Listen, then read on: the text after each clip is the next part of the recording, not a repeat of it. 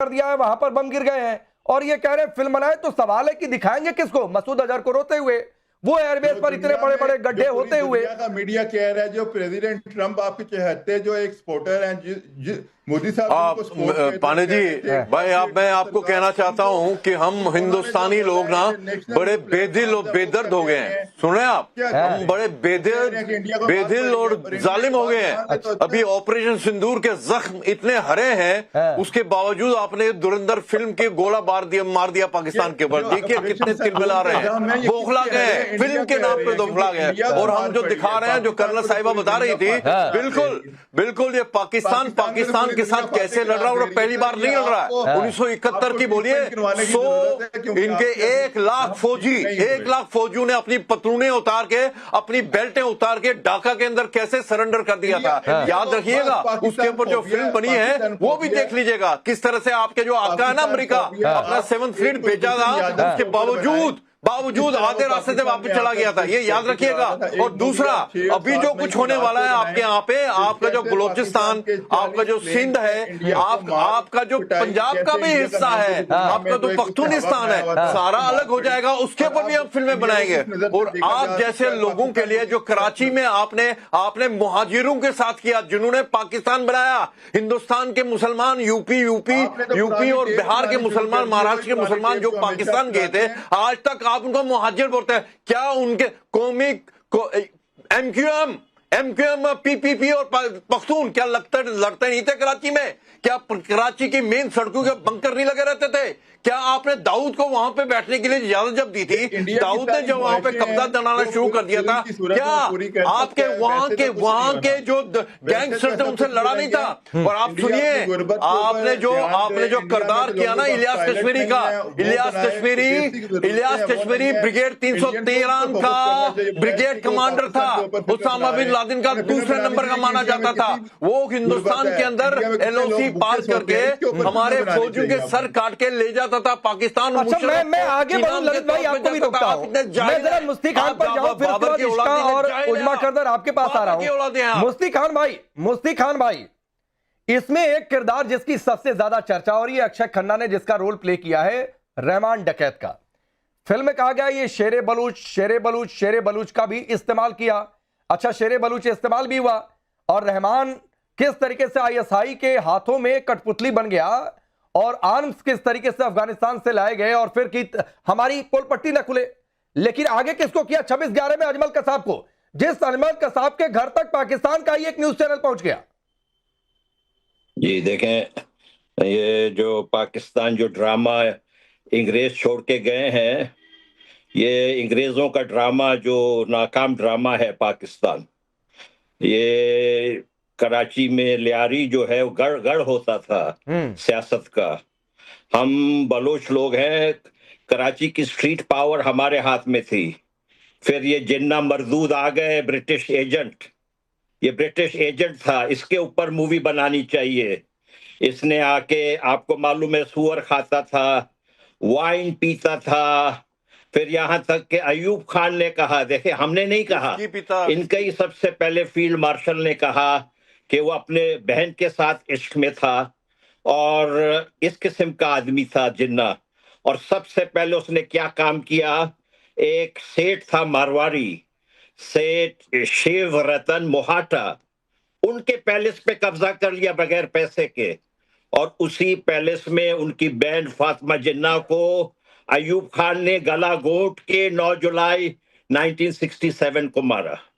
हमें पाकिस्तान का अंदर बाहर हर चीज का पता है। ये एक क्रिमिनल एंटरप्राइज है जो बर्तानिया छोड़ के गया है, जिसको आज CIA चला रहा है। पूरे खित्ते में के लिए ये वबाल है। हमारे इलाके में वॉर क्राइम्स कर रहा है, बलूचिस्तान में, अफगानिस्तान पे बमबारी कर रहा है, कश्मीर में आके ये टेररिज्म करते हैं। मैं आपसे अर्ज करूं, आप अगर रिपोर्ट देखें, बाबा जी को बोले घर जाके आराम करें, अलिफ से बे कोको, इनको कुछ पता नहीं क्या हो रहा है, पता नहीं कौन सी ये झूठ की कहानियां जो है सारी दुनिया को सुना रहे हैं। इनको तो समझ ही नहीं आ रही कि ये बात क्या कर रहे हैं।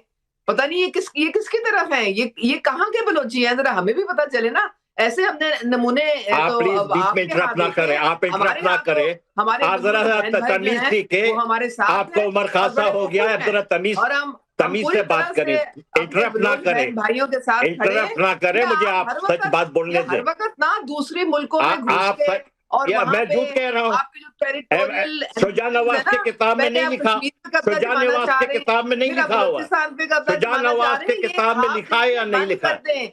ये सिर्फ क्यों आप आप बॉलीवुड क्यों में कर सकते हैं। ये बॉलीवुड ही है जो आप लोगों को खुश रखता है, क्योंकि आप हकीकत में तो अच्छा मैडम उजमा करदार जी, मैं आता हूं मुफ्ती खान आपके पास। उजमा करदार, उजमा जी सुनिए, आप कह रही है बॉलीवुड हमें खुश रखता है। 1971 में बांग्लादेश बना तो किसने खुश किया हिंदुस्तान को? मैं आपसे कहता हूं 1971 में बांग्लादेश बना, इस ग्लोब पर एक नया मुल्क आ गया, तो किसने खुश किया हिंदुस्तान को? 92,000 मोर देन 92,000 सोल्जर्स ने पाकिस्तान के सरेंडर कर दिया। किसने खुश किया हिंदुस्तान को? 1965 की जंग में लाहौर तक पहुंच गए भारतीय सैनिक। किसने खुश किया? ये तो तारीखी है। जो मुफ्ती भानी के साथ मिली थी, ये सारी साजिश जो है किसने खुश किया? कौन किसके साथ मिला था छोड़ दीजिए पहले, मैं कह रहा हूं किसने किसको खुश किया? भारतीय सेना ने हिंदुस्तान को खुश किया, पाकिस्तान के 2 टुकड़े करके। आपने उनकी 92,000 सैनिकों की पतलूनें उतरवाकर भारतीय सेना ने करोड़ों भारतीयों को खुश किया। आपका किया धरा, सब आपका किया धरा था। आपकी 2.5 लाख फौज क्या कर रही थी वहां पे? आप लोगों ने ये पूरी प्लानिंग के साथ जो है ये अटैक किया था। प्लानिंग के साथ किया था, किया ही था। नहीं ललित, मैं इसका 30 सेकंड दीजिए। ललित अंबरदार वजह से ये कह रही है भारत ने किया था। अरे 71 में हमने टुकड़े किए थे, किया ही था। 92,000 सैनिकों का सरेंडर करवाई था। लड़ी थी जंग, पाकिस्तान ने पहले किया था, उसके बाद इनको बताना चाहिए ये मोहतरमा, ये मोहतरमा जो रिकॉर्ड की तरह बोलती रहती है, इनको शर्म आनी चाहिए। जो आपने इस पाकिस्तान के अंदर वहां की औरतों के साथ रेप किया, वहां की नस्ल चेंज करने की कोशिश की, लाखों औरतों का रेप किया वहां पे, लाखों बच्चों को मार दिया, मर्दों को मार दिया। और आपके हमने जंग छेड़ी, बड़े प्लानिंग के साथ की, ऐसा किया कि आपके 90,000 फौजियों ने वहां पे सरेंडर किया। ये तो हमने बेवकूफी की। आपके वो 1 लाख फौजियों को वॉर क्रिमिनल्स की तरह ट्रीट करना चाहिए था, फांसी पे चढ़ाना चाहिए था। ऐसी बेदर्दी के साथ आपने अपने मुसलमान पाकिस्तानियों के साथ जुल्म किया था इस पाकिस्तान में। और सुनिए, अकबर बुख्ती कौन है? अकबर बुख्ती के साथ क्या किया था आपने? अकबर बुख्ती के साथ आपने क्या किया था? कैसे मार दिया था जनरल मुशर्रफ ने उसको? और आप बलोचिस्तान के अंदर लड़कों का रेप करवाते हैं, आप बलोचिस्तान के अंदर औरतों का रेप करवाते हैं। इस फिल्म का एक डायलॉग है, मुंह तोड़ने के लिए मुट्ठी बंद करना जरूरी है। तो पाकिस्तान को भी तोड़ा तो मुट्ठी बंद करके स्ट्रेटजी के साथ तोड़ा। Ishka Taneja, coming back to the film. फिर उसके बाद जहांगीर भाई आपके पास आता हूं, बीच में आप डिसअपियर हो जा रहे थे। इश्का तनेजा, ये फिल्म से इतनी दिक्कत क्यों हो गई है? ये कह रहे हैं कि झूठी है, फिर भी दिक्कत है। ये कह रहे हैं प्रोपेगेंडा है, तो भी दिक्कत है। रियल ऑडियो दिखा दो तो भी दिक्कत है। जी मैं सबसे पहले ना यहाँ पे जितने पाकिस्तानी पत्रकार और नेता बैठे हुए हैं उनको मैं अपना पल्लू ऑफर करना चाहूंगी कि अपने आंसू इस पल्लू से पोंछ ले, और मैं तालियां बजाना चाहूंगी जो हमारे अंडरडॉग है आदित्य धर जी के लिए, कि इनकी एक फिल्म आती है और इनकी पतलूनें खुल जाती हैं। इनकी जो ये पतलूनें खोलते जा रहे हैं आदित्य धर जी, क्योंकि उन्होंने प्रूफ के साथ साथ बताया है 26/11 पे क्या हुआ था, पार्लियामेंट अटैक में क्या हुआ था, कांधार हाईजैकिंग में क्या हुआ था, और इतने प्रूफ दिखाने के बाद भी इनको कोई शक्ल नहीं मिल रही कहाँ पे अपने किस जगह पे अपना सर छुपाए, मुंह छुपाए। तो इसी के लिए मैं इनको ये जो पल्लू है वो देना चाहूंगी, क्योंकि ये जो फेक नैरेटिव चलता रहता है कि ऐसा कुछ नहीं होता, ऐसा कुछ नहीं हुआ था, क्योंकि हमारी सरकार ने लाखों बारी बता दिया है कि जो ISI है वो state funded, Pakistan state funded terrorist actually activities करता रहता है। इनको ये बोलना चाह रही हूँ कि जितने भी यहाँ पे नेता हैं, जितने भी पाकिस्तानी पत्रकार बैठे हैं, उनको मैं अपना पल्लू ऑफर करना चाहूंगी कि ये अपने जो आंसू है वो पोंछ ले, क्योंकि जो आदित्य धर जी की ये जो फिल्म है, एक अंडरडॉग आता है और वो इनकी पतलूनें खोल जाता है। मैडम नॉन स्टॉप बोलती जा रही है क्योंकि इनमें हिम्मत नहीं है सच सुनने की। वहाँ पे एक सच प्रूफ दिखाए जाते हैं, 26/11 का प्रूफ दिखाया जाता है, पार्लियामेंट अटैक का प्रूफ दिखाया जाता है, प्रॉपर कांधार हाईजैकिंग के प्रूफ दिखाए जाते हैं, लेकिन इनसे ये डाइजेस्ट नहीं होता है कि प्रूफ कैसे लोगों को पता लग जाए। तो ये हमारी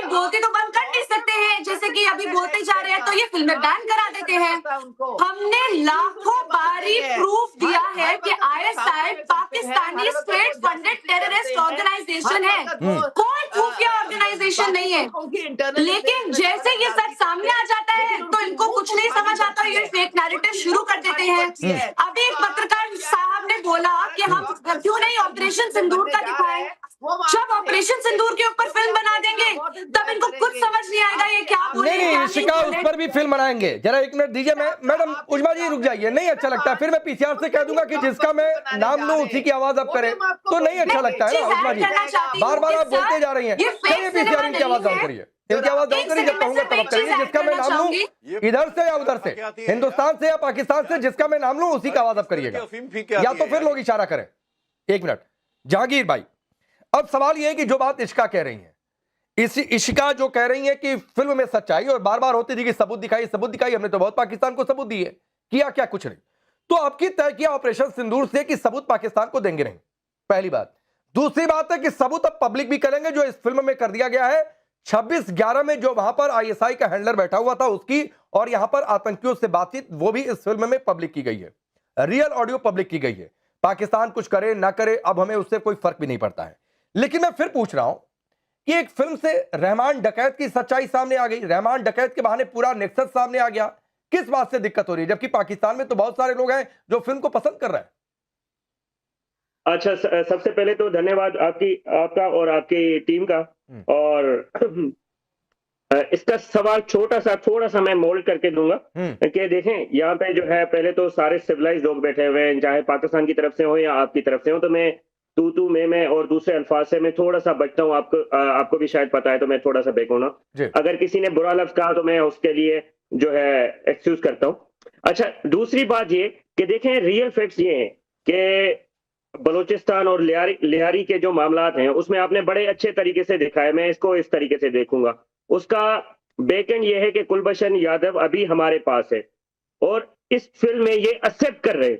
अगर फिल्म को एक दूसरे एंड से देखा जाए तो आप एक्सेप्ट कर रहे हैं कि जो बलूचिस्तान में इन्फिल्ट्रेशन हो रही है वो इंडिया की फॉरेन फंडिंग से हो रही है, ये तो एक्सेप्ट किया जा रहा है। मैडम भी इस चीज को करेंगी, और शायद जो भी प्रूडेंट माइंड आपके टीवी चैनल को देख रहे हैं या आपकी टीम में है वो इसको एक्सेप्ट करेंगे।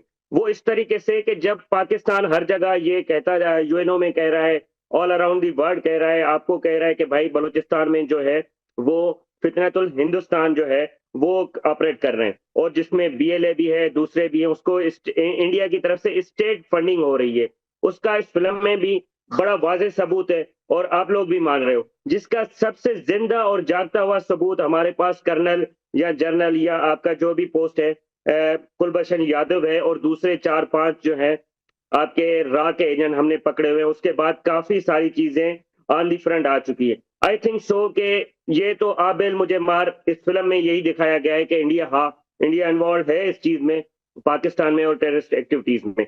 हाँ, नहीं जो इनमें दिखाया गया है। जागीर मुफ्ती, मैं इस पर हिमांशी सिंह से भी लेना चाह रहा था। ललित भाई पांडे जी 1 मिनट। अच्छा बोलिए ललित भाई, बोलिए जल्दी बोलिए। पांडे जी 1 मिनट। मैं इनको बताना चाहते हैं जो बार बार कहते हैं कि बलूचिस्तान में हिंदुस्तान की तरफ से इन्फिल्ट्रेशन आते हैं, मैं इनको बताना चाहता हूं भाई बलूचिस्तान की मूवमेंट आज की नहीं है, 60 से पहले की दशक है। और 3 पहले जो किरदार थे बलूचिस्तान लिबरेशन मूवमेंट के लिए, इनका नजम सेठी लंदन ग्रुप होता था। नजम सेठी जो आज के जो पंजाब के चीफ मिनिस्टर भी रह चुके हैं और बहुत बड़े पत्रकार हैं, हर दिन टेलीविजन के ऊपर होते हैं पाकिस्तान के। नजम सेठी वो उस बलूचिस्तान मूवमेंट में शामिल थे। दिलीप दास एक ही हिंदू था जो उनके साथ पाकिस्तानी कराची का रहने वाला, माँ उसको जॉनी बोलती थी, और हबीबुर रहमान जो बाद में वो कराची में रहते थे। इन तीनों में से सुनिए, ये लंदन ग्रुप इनको बोलते थे, इन तीनों में से सिर्फ 2 को मारा गया, जो दिलीप दास, बाकी दोनों जिंदा है। और दिलीप दास की माँ कराची के अंदर बार बार पूछी थी मेरा जॉनी कब आएगा, क्योंकि आपने उसको मार दिया। बाकी पाकिस्तानियों ने सिर्फ ये नजम सेठी, तो आप बहुत बड़ा आपका जर्नलिस्ट है ना, उससे पूछे जाके लिबरेशन बलूचिस्तान लिबरेशन मूवमेंट में नजम सेठी ने क्यों शुरुआत की थी। मुफ्ती खान भी कुछ कहना चाह रहे थे, फिर जागीर आप रिप्लाई करिएगा। मुफ्ती खान को भी सुन लीजिए, मुफ्ती खान को भी सुन लीजिए। For more of such videos, do like, share and subscribe to ET Now Swadesh.